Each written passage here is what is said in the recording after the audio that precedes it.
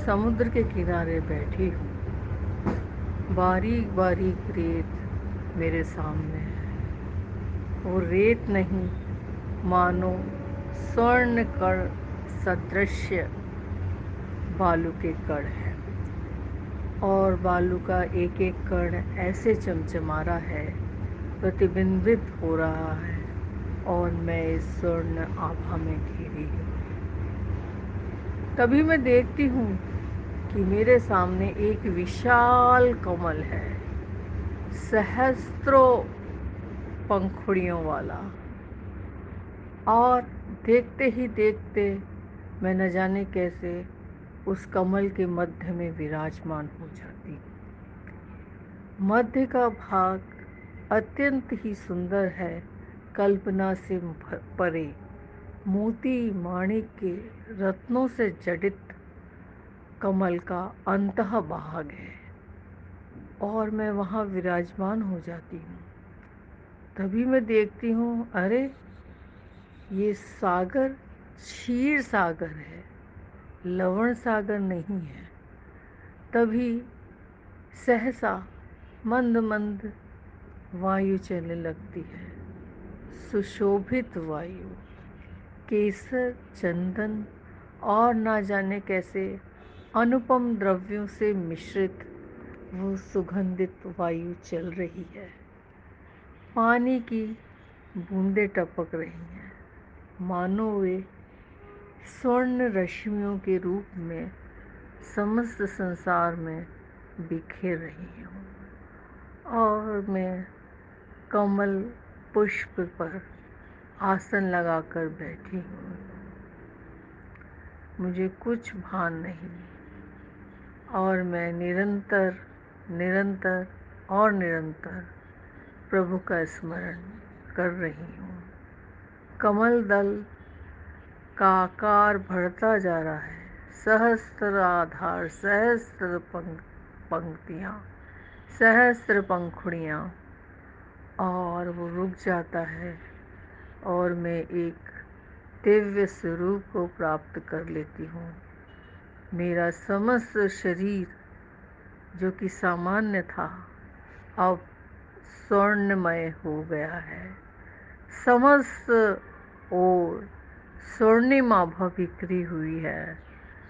रेत के कण, बालू के कण स्वर्ण सदृश चमक रहे हैं, और जल मानो चांदी की चमक से भरपूर है।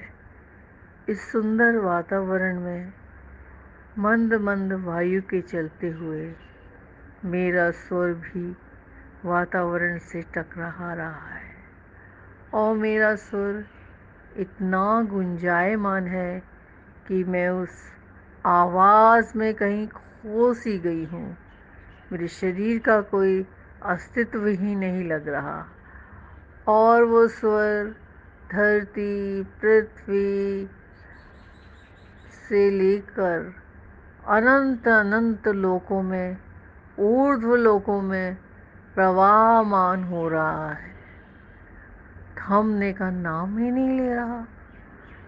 और वो स्वर इतना तीव्र है, इतना तीव्र है कि मैं देखती हूँ कि मेरे आसपास स्वर्ग के देवता खड़े हुए हैं।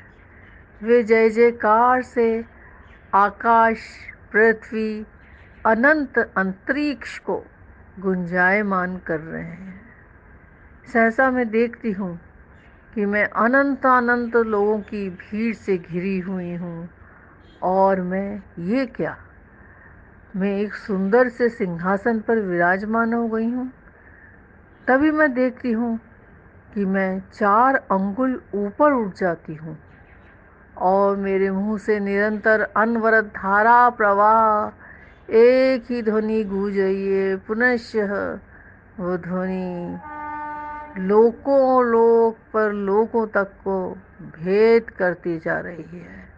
अपार जनसमूह उमड़ता ही जा रहा है, व्यवस्थित और अनुशासित। एक आत्मा क्या परमात्मा बन रही है? क्या मेरे परमात्मा बनने की दिशा में कदम उठ चुके हैं?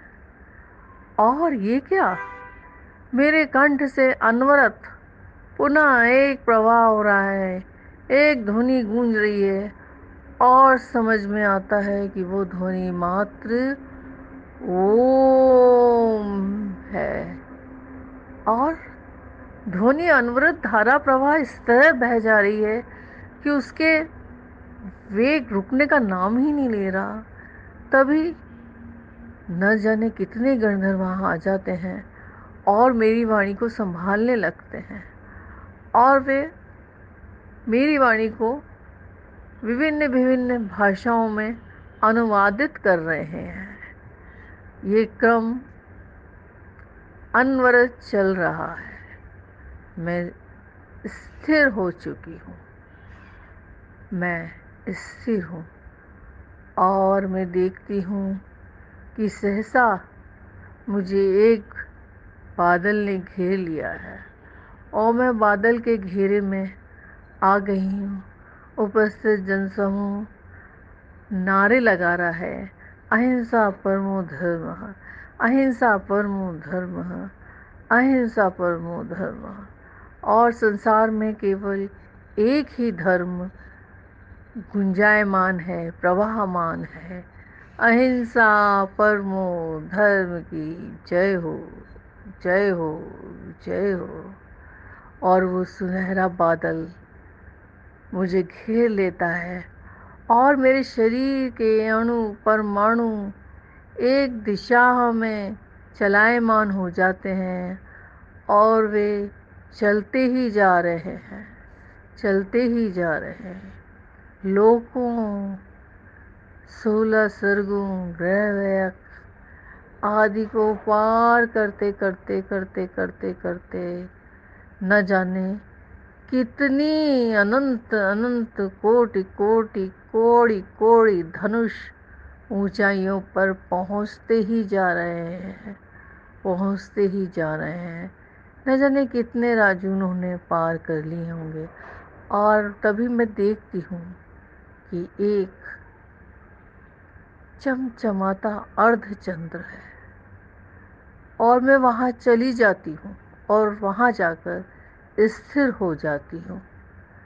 मैं तभी देखती हूँ कि मेरा एक दिव्य स्वरूप ज्योति रूप है, और अब मैं धरती के इस आवागमन के चक्र से मुक्त हो गई हूँ।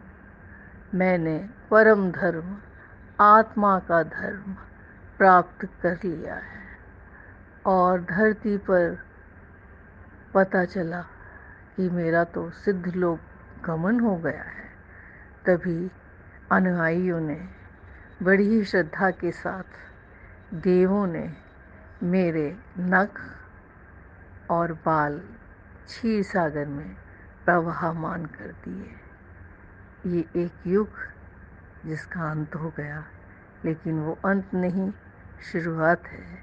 ऐसे ही हम लोगों के जीवन में न जाने कितने अनंतानंत सिद्ध केवली और अरहंत प्रभु आते हैं, हमें अपनी वाणी से सराभूत करते हैं, और ये क्रम निरंतर अनवरत अनंतानंत वर्षों तक चलता रहता है, चलता था, चलता है, और चलता रहेगा। अहिंसा परमो धर्म की जय हो, जय हो, जय हो।